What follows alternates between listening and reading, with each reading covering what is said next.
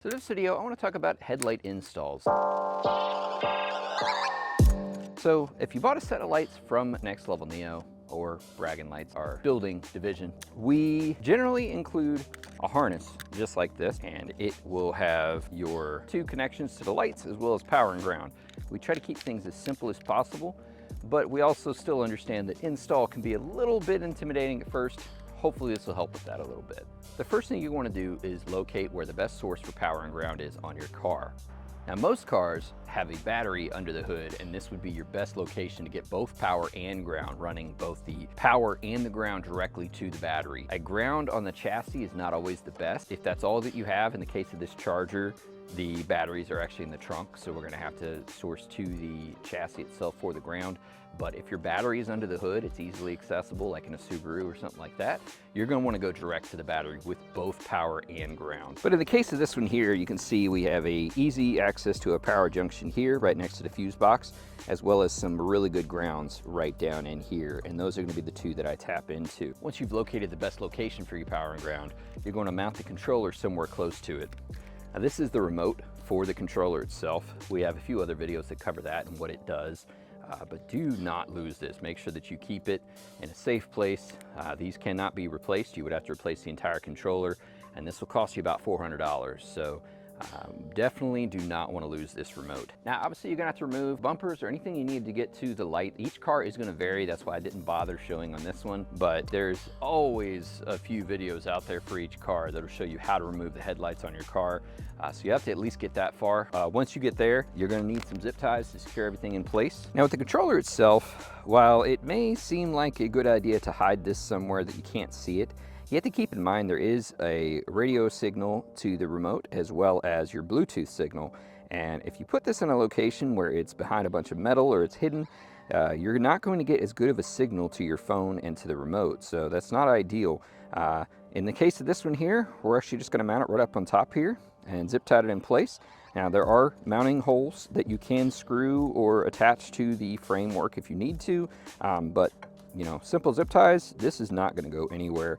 And it's in a great location where you're going to get good signal. It is a waterproof controller, so you do not have to worry about any moisture or anything getting to it, but we do recommend having it higher up in the engine bay because you will get a better signal that way. So next you're going to want to separate your two wires, and you're going to have the long wire that's meant to go to the far side of the car, and then you have the short one that goes to the side that your main power connection is at. For the long side one, the really important parts here is that this doesn't go near anything that is moving, like any moving belts or anything like that. Also nothing that is hot. So your radiator is generally right in this area. You're not going to want to run it along the radiator. You're going to want to run it somewhere separated from the radiator. In most cars, you're going to find that the best location to run is actually in the front, right up top here. And that'll keep it away from any heat so you don't have any melting or anything like that. But it can also be done in a very clean way. So that way it doesn't look tacky, or you can't see any wires hanging. We do put a braided sleeving on there to help hide the wire better as well. So you can see I got everything ran nice and clean, and everything is out of the way of anything hot, routed up using zip ties to secure everything in place. And even like this gap here, that's plenty. Nothing's gonna melt this wire in the location it's at, even though the radiator is like right back here. You'll be perfectly fine just like that. Routing the wires right up in there and secured in place, and that way everything's gonna be really nice and clean, nice and tight right up in there. So now we have our connections made. This is the connection to the main controller coming right back outside of the light here, as well as our main connection to the light. And once again, every car is going to vary a little bit. This is more of a general guide.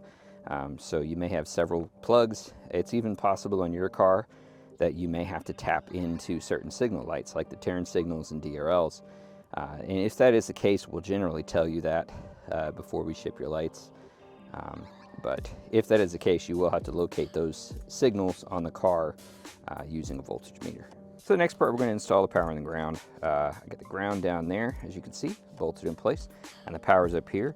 Now the ring terminals that are included should fit most cars, but in the event that you have a car with a larger ring terminal, like in the case of this Charger, you may have to cut the old ring terminal off and replace it with a larger one, which you can get at your local auto parts store. But go ahead and make sure everything is nice and clean, everything is tucked out of the way. As you can see, we get everything tucked in real nice, real clean, nothing's going to get caught on anything or nothing's going to get burnt, and that should work really well. As far as the lights, we do recommend that you secure them in place with at least one single bolt. You know, just make sure they don't fall out on you while you're testing everything. Don't put the entire car back together until you have tested everything, just to make sure that you don't have any issues with signals or anything like that.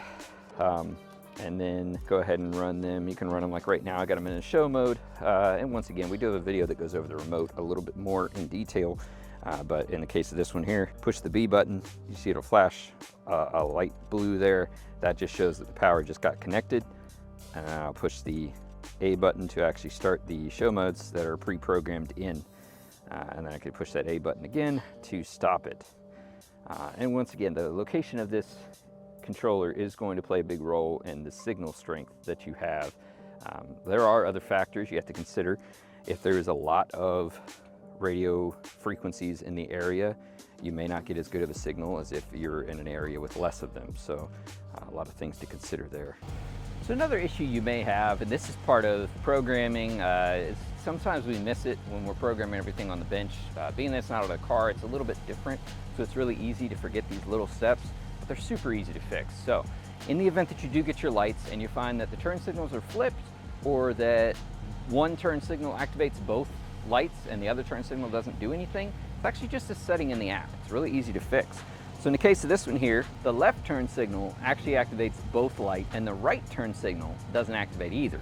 That's a really easy fix. What we're going to do is we're going to go into this block tab here, and we're just going to change the turn signal so that the light that corresponds is the one that is flashed. So like in that case, I had to figure out, okay, which turn signal am I on, and then change that input there on the turn signal indicator. So just like that, we got our turn signal set up now. And that is, once again, that's in the app under the block tab, and it's just those turn signal indicators. Basically, you get to decide which sections in the light do what. So you can actually change that to be different sections within the turn signals. So I can go within the app and I can actually turn off different sections to not have a turn signal. So let's say this little intersection here, I don't want it to shine. I can turn it on and off within the app just using that. And we have a video that goes into much more detail on the app and the way that you can control things and change things, change colors, turn signals and all that. So definitely worth checking out. So that gives you an idea on install for our lights on your car. Beyond that, you just put the bumper right back on the same way that you took it off. And once again, I'm not gonna bother showing you on the charger because there's tons of videos showing that, as well as the fact that this is more of a general video, not just for chargers. So it should be pretty much the same install on most cars, but that gives you an idea on install. Once again, do not lose your remote. I recommend putting this on your key ring, or if you prefer, you could put it like in a center console in the car, but be very cautious about just walking around with it in your pocket or something like that, because you're very likely to lose it. I've had a few people lose them. It's not extremely common, but I think if you know up front, like, these are not cheap to replace, you're probably less likely to lose it. So just rather let you guys know that ahead of time. Don't lose this. Now, once again, the car will work without this. This is off, nothing's on. Normal function, you drive down the road, everything's gonna work, everything's gonna turn on. This is more for show modes, this is more for showing off and things like that, which is why you really don't wanna lose it. But at the same point, if you did lose it, it's not the end of the world. Your lights are still gonna work. Everything's gonna work like normal. The battery saver will cut off. The problem will be that you have to have the car on for it to do show modes. Like right now, if I try to do the show modes, it's already clicked off. So the power is disconnected from the lights, which is ideal because you don't want dead batteries, but it's not great if you wanna show off to your friends. So just keep that in mind. If you do happen to lose this, you can make everything work by turning on your DRLs in the car, and that will turn on the relay, and then you can use that to activate the lights. But ideally, don't lose this remote. Thanks for watching, and hopefully your install goes as smoothly as ours did. If not, you can always reach out to us and we can try to help, but this should cover most installs and everything you need to know. Thanks for watching.